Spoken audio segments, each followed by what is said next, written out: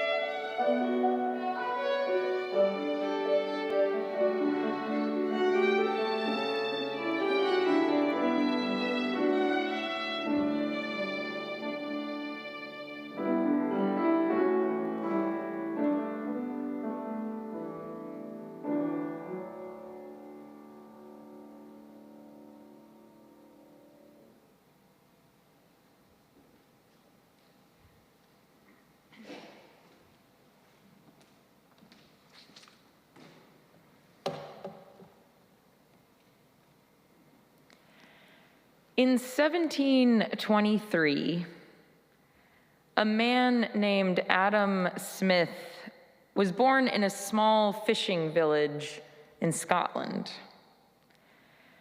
Not much is known about his childhood years, but Smith entered college young at age 14 and started a career at the University of Glasgow, working as a professor of moral philosophy. Later in life, seeking a change, he left his job to travel and to write. One of the books he wrote was called An Inquiry into the Nature and Causes of the Wealth of Nations, which would, of course, become the foundational work of modern economics and pave the way for capitalism. The Wealth of Nations was published in 1776, and talk about a bestseller. Within 6 months, the first edition sold out. Smith's message spreading far and wide, an instant classic across the white Western world.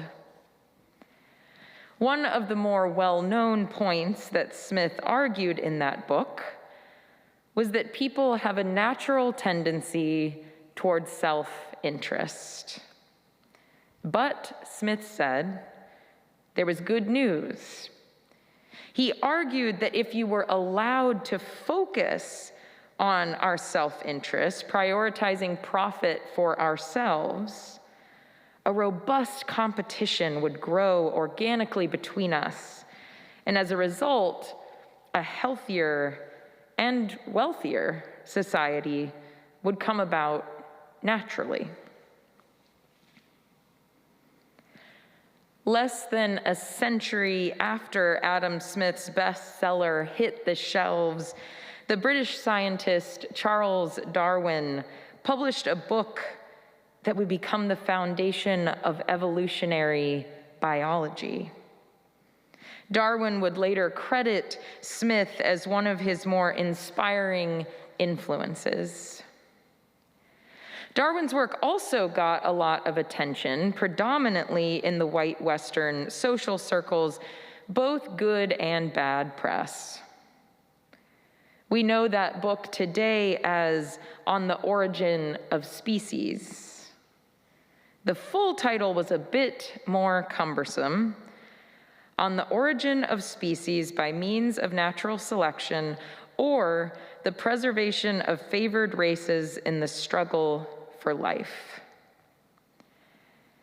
In that book, Darwin uses metaphor and other poetic imagery to argue his findings, telling his audience a story about life's natural order.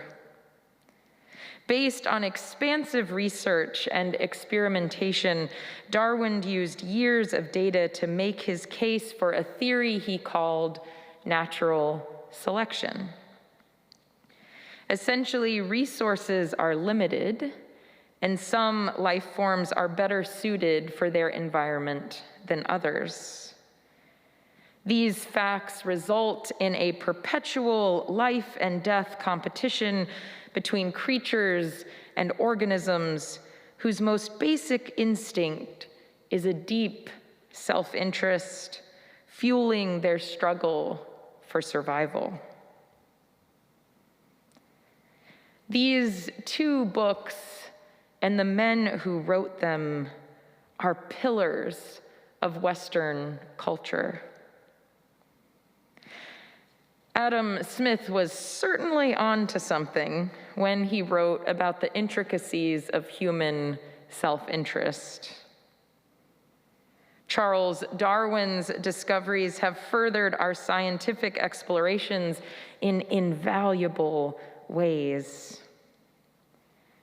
And Adam Smith's particular framing of human nature as primarily self-interested, Charles Darwin's focus and emphasis on competition between self-interested life forms are among the most prevalent stories that have been handed down by the dominant white culture. These are among the most referenced, trusted and ingrained perspectives on the natural and inevitable order of things. How we just are, how life just is. In her essay, Biology and Philosophy, Lily Marks questions whether even the most lauded social and scientific thinkers can ever be fully objective, fully open to other possibilities. She writes, "Research alone does not dictate the path of our discoveries. The philosophy and culture of a people shape what we know of the world and how we know it." She concludes, "It is the dominating philosophy of a culture that will control what we focus on in our findings."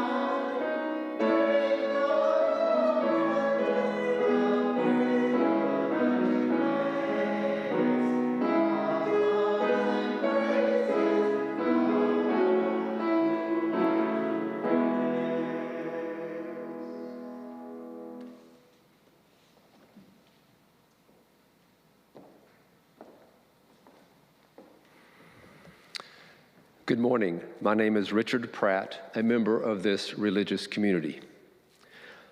We light our chalice, symbol of our liberating faith, with the words of Betty Dottie, a UU minister who wrote, "Glory be to the earth and the wind, glory be to the sun and the rain, glory be to the animals and children, glory be to our holy flame, which calls us together as one."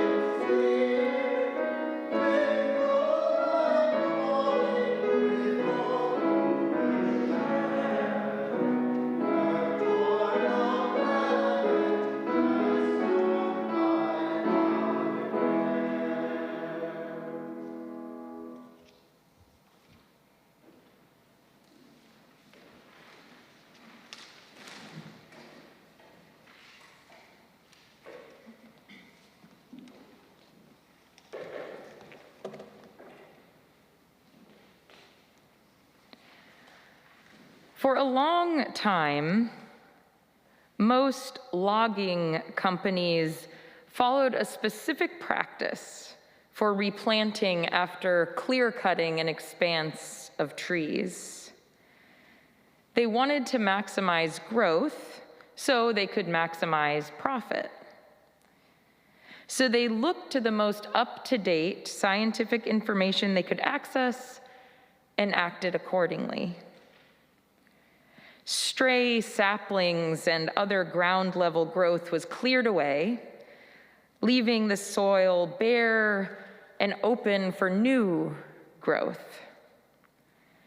Then they would plant one kind of tree, Douglas fir, for example, throughout the plot. And the idea was that this took away all the competition for survival. Now the Douglas fir would not have to compete with the beech or aspen trees for sunlight and water. They could thrive unencumbered by rivals. Forest ecologists once understood trees to be solitary life forms, out-positioning one another on the forest floor for the most advantageous spot, forcing the roots of other kinds of trees to seek elsewhere for water, hoarding their own stores of carbon in case of long winters ahead. Then, not so long ago, in the early 90s, a young woman named Suzanne Simard started her graduate studies in forestry at Oregon State University. Through her research, she began to notice that trees in old-growth forests, forests where the ecosystems had been undisturbed for generations, were remarkably resilient against disease and stress from extreme weather. She also noticed that up to 10% of newly planted Douglas fir were likely to die from disease and extreme weather whenever nearby aspen, birch, and cottonwood trees were removed. She couldn't understand why that would be. By keeping with their own kind and being planted evenly spaced from one another, the Douglas fir trees had much more access to water and sunlight than the trees in the crowded, dense, old-growth forests. Simard suspected that there was something she wasn't seeing. Her research took her underground. After nearly 30 years of research in temperate and coastal forests in North America, as well as in the Arctic, Simard pieced together her discoveries into a more complex understanding of the forest ecosystem. Underground, she found threads of mycorrhizal fungi. The threads of this fungi were wrapped around the roots of trees, connecting them to the roots of other trees.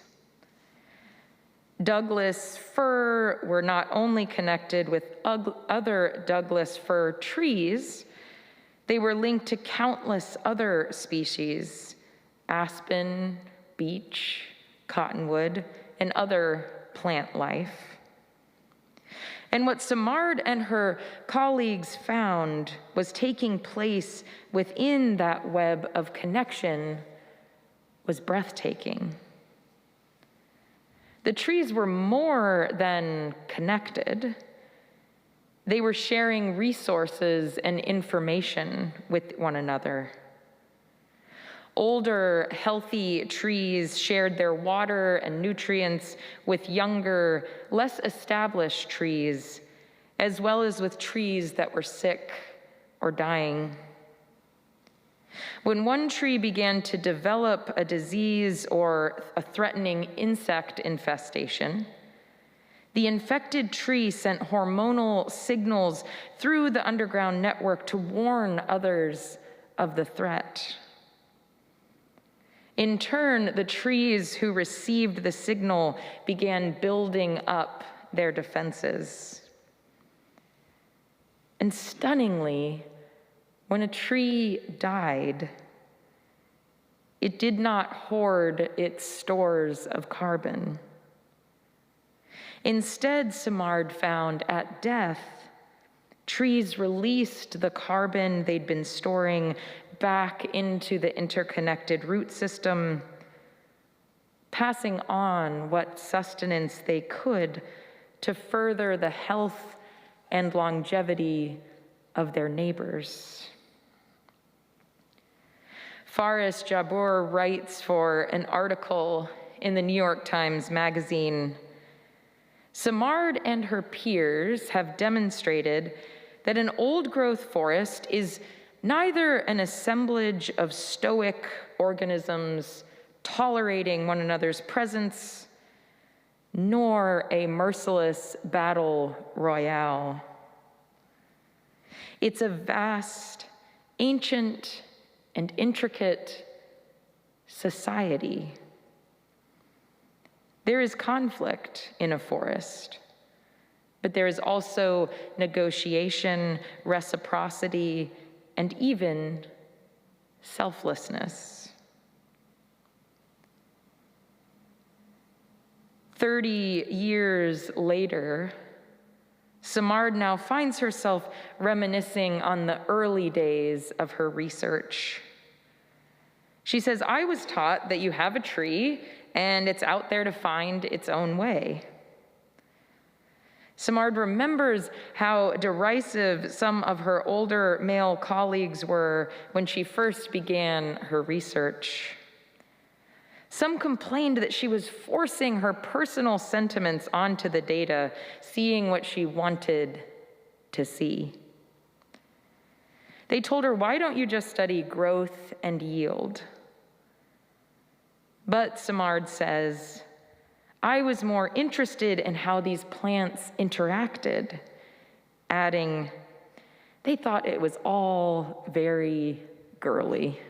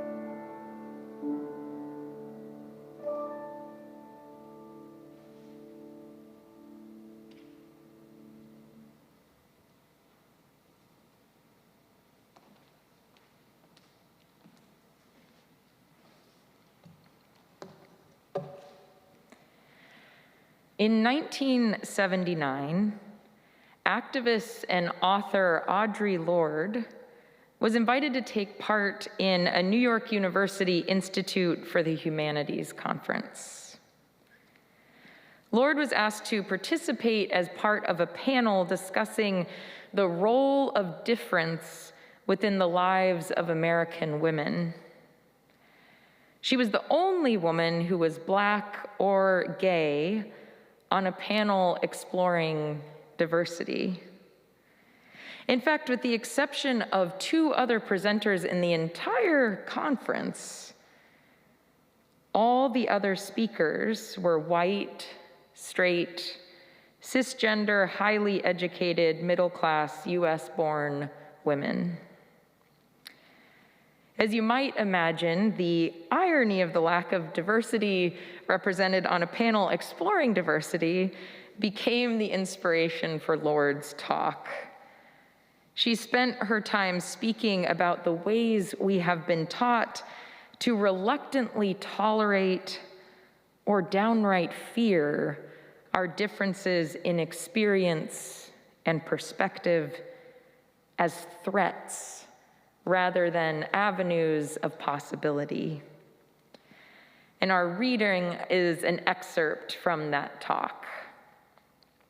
Lord says, advocating for the mere tolerance of difference is a total denial of the creative function of difference in our lives.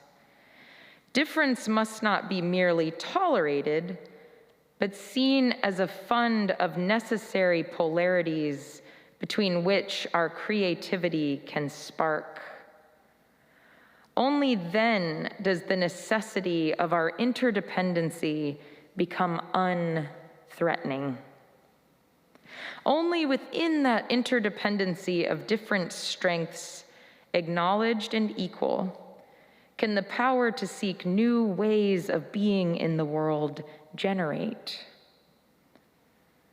Within the interdependence of mutual, non-dominant differences lies that security which enables us to descend into the chaos of knowledge and return with true visions of our future.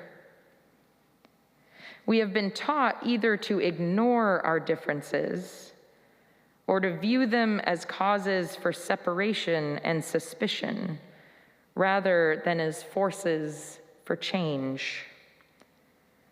Without community, there is no liberation. But community must not mean a shedding of our differences, nor the pathetic pretense that these differences do not exist.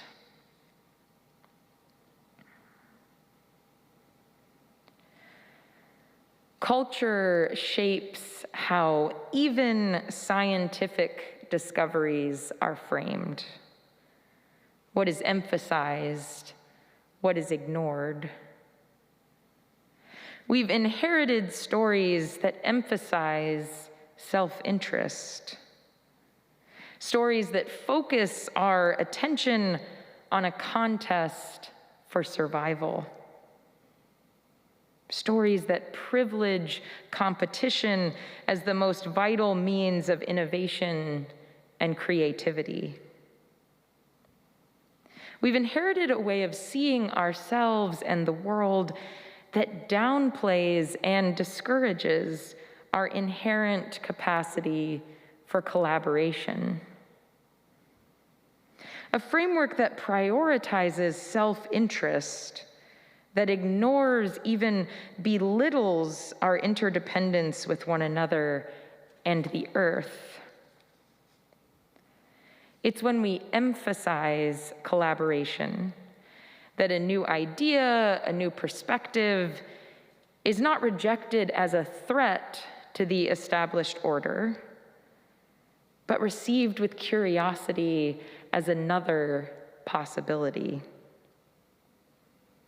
Audre Lorde says, if we can tap into the creative function of our differences in experience, our differences in perspective, we'll tap into a generative power that has the capacity to create new ways of being in the world.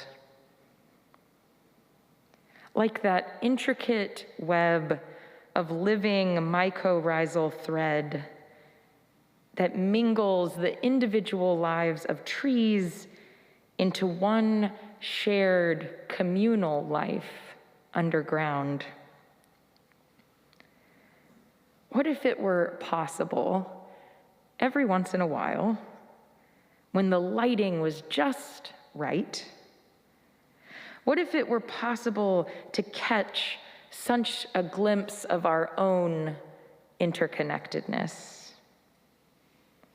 What if we could see some newly revealed, still unnamed thread running like a lifeline between bodies and plants and earth, what would we change? What would we do? How might we live if we could see things that way?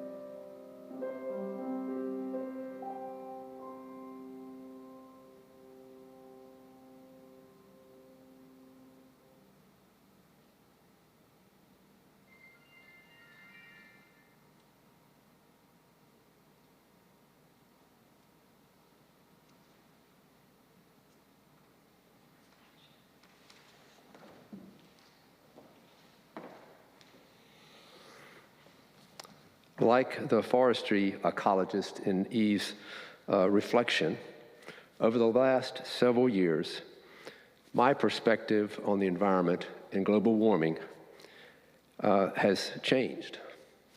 According to Ralph Waldo Emerson, people only see what they are prepared to see, and I just wasn't ready to face the problem or contemplate how to solve it. I viewed it as only a distant threat. But beginning in 2011 and over the ensuing 4 years, my wife and I happily welcomed 5 granddaughters into our lives. At first, we spent a lot of time helping to feed, nurture, and care for them as infants and toddlers.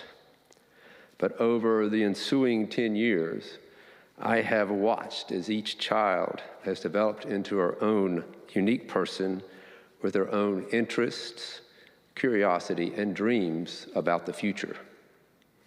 It's now clearer to me than ever that the decisions we make today will affect how my granddaughters and others of their generation will live their lives in the future. I recently turned 70, which led to reflection on a number of issues. I also concluded that although climate change may not affect the trajectory of my life, it will impact future generations. What will my grandchildren and others of their generation think about us if we leave them a damaged climate? So I've paid more attention to articles about how burning fossil fuel is pouring greenhouse gas into our atmosphere, which in turn causes severe droughts in some areas, flooding in others, and stronger storms and hurricanes. And burning fossil fuel is fouling the air we breathe, causing many to develop asthma and other health conditions. And simply moving all that oil and gas around the country through pipelines inevitably leads to spills, like the 2020 spill in Huntersville, just down the road from here. That spill is now being considered as one of the largest oil spills on land in America. Colonial Pipeline is still assessing the extent of that spill and how to clean it up. The UN released a report this past August that the UN Secretary General characterized as a code red alarm for humanity. In a written statement about the report, he explained, global warming has accelerated in recent decades, and people across the globe are already feeling significant negative effects from climate change. He warned, we must act decisively now. A few years ago, I retired, and this allowed me to participate in the Environmental Justice Core Group that started here in the fall of 2019 and concluded, thanks to the pandemic, via Zoom in 2020. In that course, I learned more about climate change, and I learned that it has a justice component because it disproportionately affects low-income communities, and they are the least able to deal with its impacts. After experiencing the environmental justice group or course with other members of our congregation, I was asked to help search for an environmental justice organization where our UU members could volunteer. This led me to Green Faith, a US-based organization working to build a worldwide multi-faith climate and environmental justice movement. Green Faith is encouraging people of all religions, races, and nationalities to take this fight out into the streets where we can bring pressure on our political and business leaders to take the necessary decisive actions to save our climate. Admittedly, I'm late to this issue, and the task looks daunting, but it reminds me of the story of the Bata Shoe Company and how it gained a strong foothold, pun intended, in Africa. In the late 1800s, several shoe companies sent representatives to Africa to assess the market for shoes there. Now, setting aside the ethical issue this endeavor presents, all but one of the representatives came back and reported, "There's no market for shoes in Africa because no one there wears shoes." The Bata Shoe Company representative came back and enthusiastically reported, "There's a huge market for shoes in Africa because no one there wears shoes." So how we look at a problem determines how we respond to it. I believe if we collectively focus our energy on climate change, we can have a significant impact on the problem. And there's an opportunity to do just that tomorrow.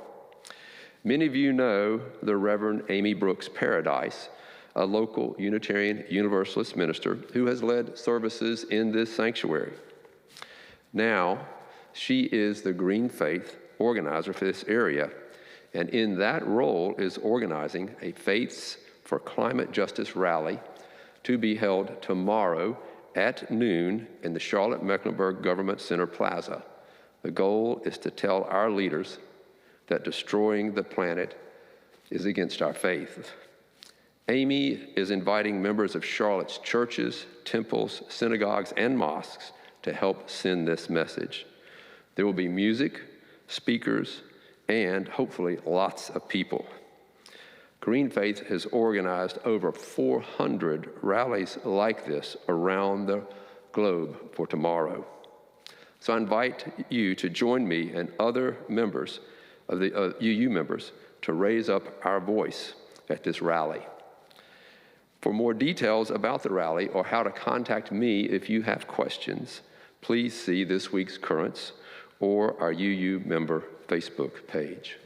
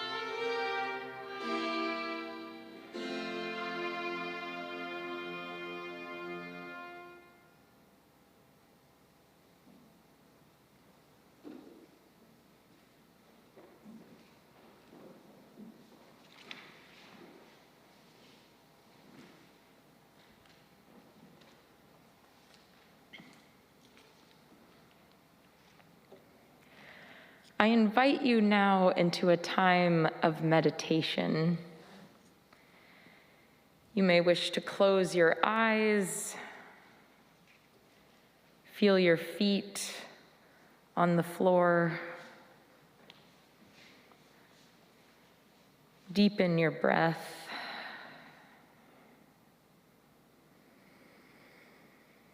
Release the tension in your jaw, in your palms. Breathe deeply.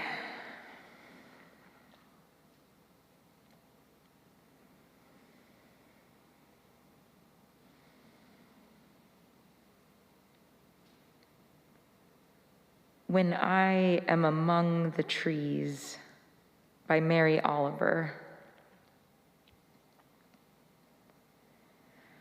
When I am among the trees, especially the willows and the honey locusts, equally the beech, the oaks and the pines, they give off such hints of gladness. I would almost say that they save me, and daily. I am so distant from the hope of myself, in which I have goodness and discernment, and never hurry through the world, but move slowly and bow often. Around me, the trees stir in their leaves and call out, "Stay a while." The light flows from their branches, and they call again, "It's simple," they say.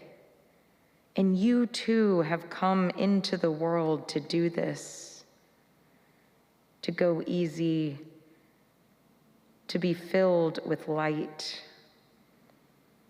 and to shine.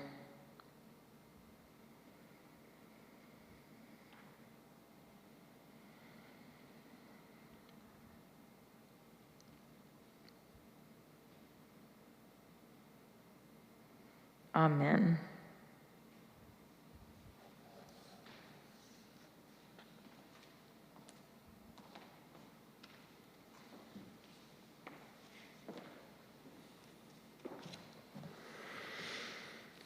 I grew up in Charlotte and attended church in what is now known as the Great Aunt Stella Center.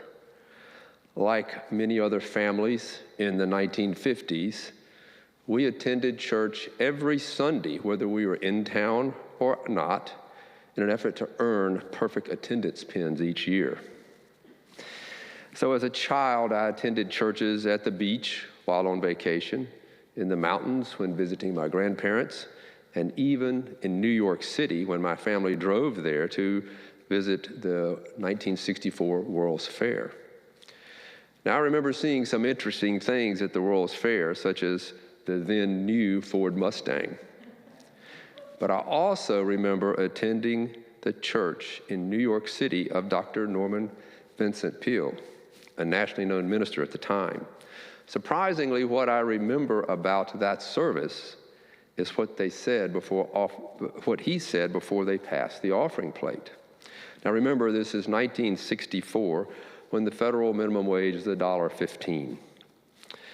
Dr. Peale encouraged everyone to please contribute folding money into that offering plate, not quarters or dimes, because it took far too long to count and handle all that loose change.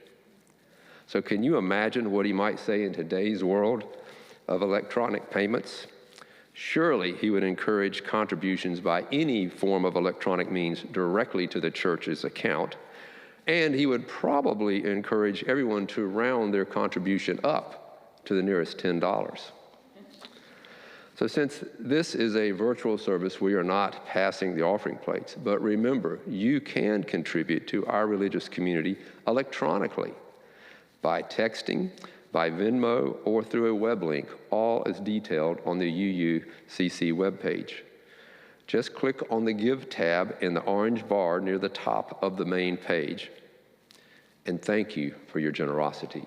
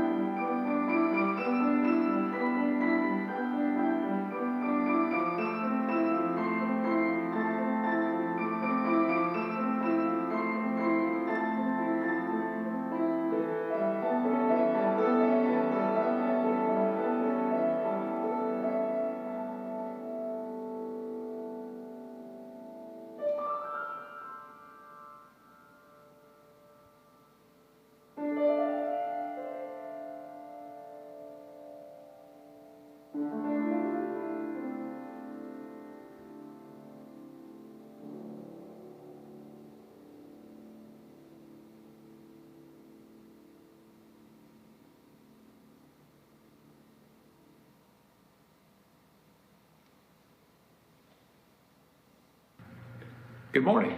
I'm John Burns, a member of this community and also the stewardship team. These days, I find myself reflecting quite often on what is important in my life and what changes I want to make or need to make.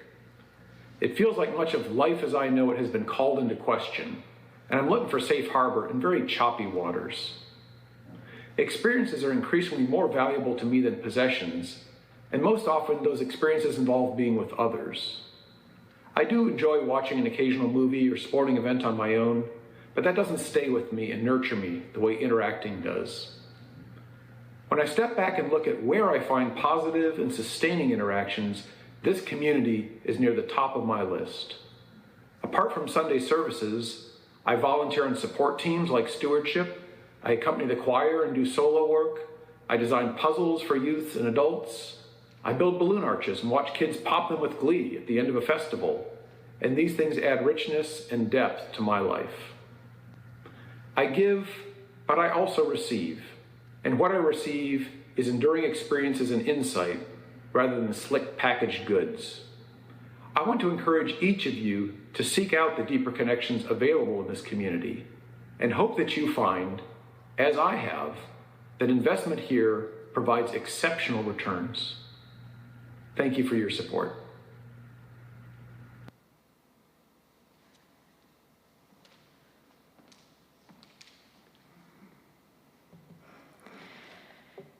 In community, we send our loving energy outward toward one another. knowing there are those among us marking momentous celebrations, honoring anniversaries. There are those among us healing, grieving, struggling under immense burdens. We hold in our prayers Linda Dobson as she faces multiple health challenges. We hold in our hearts Bill and Carol Gay as both Bill and Carol are recovering from a recent illness. We're sending love to Leo Nielsen and his family as Leo recovers from surgery.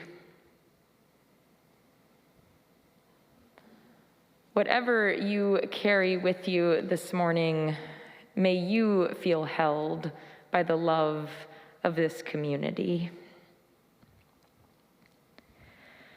Joy Harjo writes, "Oh, sun, moon, stars, our other relatives peering at us from the inside of God's house, be with us as we climb, naked but for the stories we have of each other.